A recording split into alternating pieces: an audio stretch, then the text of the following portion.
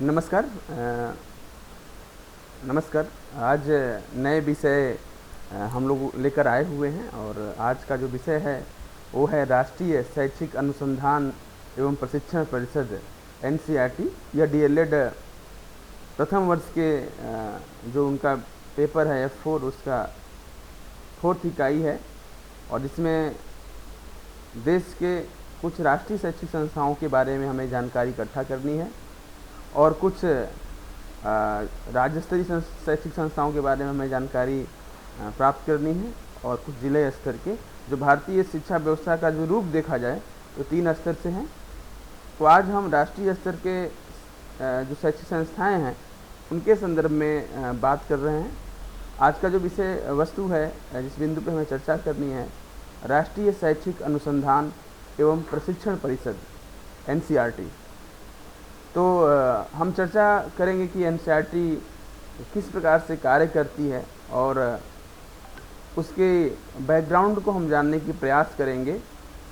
जैसे अगर हम बात करते हैं राष्ट्रीय शैक्षिक अनुसंधान एवं प्रशिक्षण परिषद एनसीईआरटी विद्यालय शिक्षा से संबंधित शैक्षिक मामलों पर केंद्र और राज्य सरकारों को सहायता प्रदान करने और उन्हें सुझाव देने के लिए एक शीर्ष संसाधन संगठन है। यह विद्यालय शिक्षा में गुणवत्ता युक्त सुधार के लिए शैक्षिक और तकनीकी सहायता प्रदान करता है और अनुसंधान, विकास, प्रशिक्षण, विस्तार, अंतर्राष्ट्रीय सहयोग, सूचना के प्रकाशन और प्रसार से संबंधित कार्यक्रम चलाता है। तो कहने का मतलब जो एनसीईआरटी है वो विद्यालय शिक्षा व्यवस्था पे कार्य करता है। जो भारत में जो विद्यालय व्यवस्थाएं हैं उनके ऊपर काम करता है और वह बताता है कि किस प्रकार से विद्यालय की शिक्षा की व्यवस्था होगी। उसमें सहयोग करने वाली एक ऑटोनोमस स्वायत्तशासी संस्था है। राष्ट्रीय शैक्षिक अनुसंधान एवं प्रशिक्षण परिषद NCERT national council of education research and training एक ऑटोनोमस संस्था है जिसका गठन सितंबर 1961 में उसकी स्थापना किया गया था और यह संस्थान विद्यालय शिक्षा के लिए है और यह शिक्षा मंत्रालय की एक प्रमुख सलाहकारी निकाय है। यह मंत्रालय की नीतियों और कार्यक्रमों का क्रियान्वयन करता है। विद्यालय शिक्षा के प्रसार के लिए यह राज्य शिक्षण विभाग, विश्वविद्यालयों और दूसरे संस्थाओं के निकट सहयोगी के रूप में कार्य करता है। इसके साथ ही यह विद्यालयी बच्चों के लिए सभी विषयों में आदर्श पाठ्य पुस्तकों का भी निर्धारण करता है। ये आप देखेंगे तो एनसीईआरटी के मुख्य कार्यों में है जिन्हें हमें जानने की आवश्यकता है।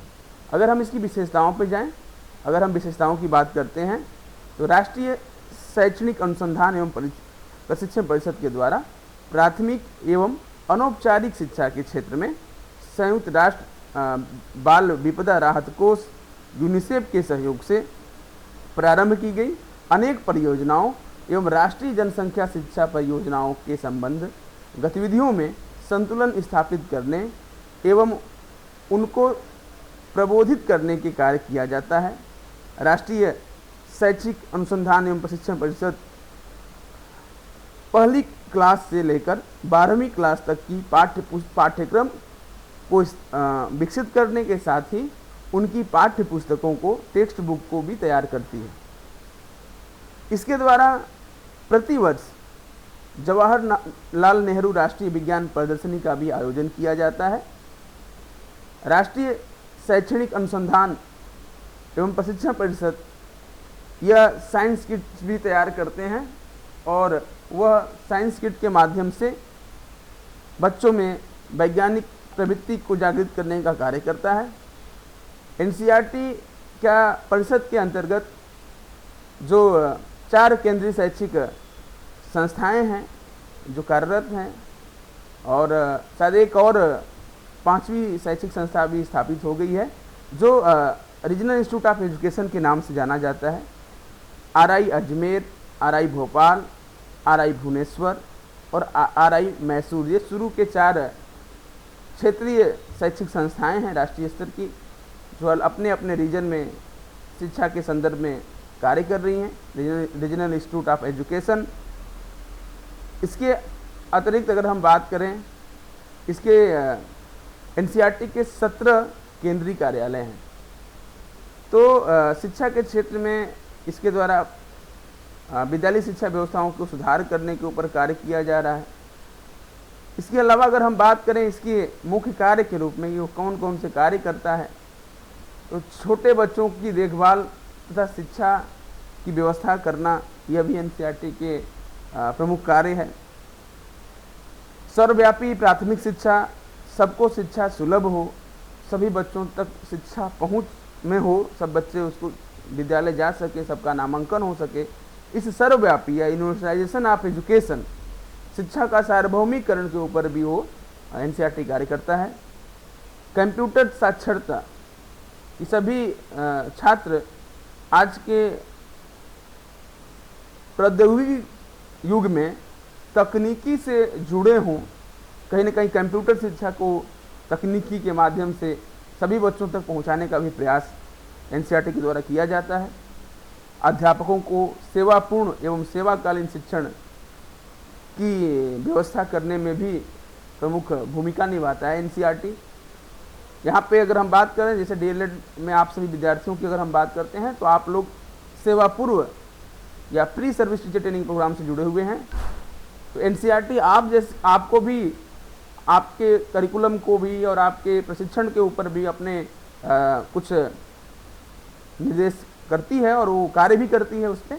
और जो सेवा कर रहे हैं, मीन्स सेवाकालीन शिक्षक, जिन्हें हमें इंग्लिश में इन सर्विस टीचर ट्रेनिंग कहते हैं, जो इन सर्विस में टीचर हैं, जो जॉब कर रहे हैं, जो स्कूलों में पढ़ा रहे हैं, उनके प्रशिक्षण के संदर्भ में भी बहुत सारे वर्कशॉप, बहुत सारे सेमिनार का आयोजन भी करके उनका कौशल को बढ़ाने का प्रयास एनसीईआरटी के द्वारा किया जाता है।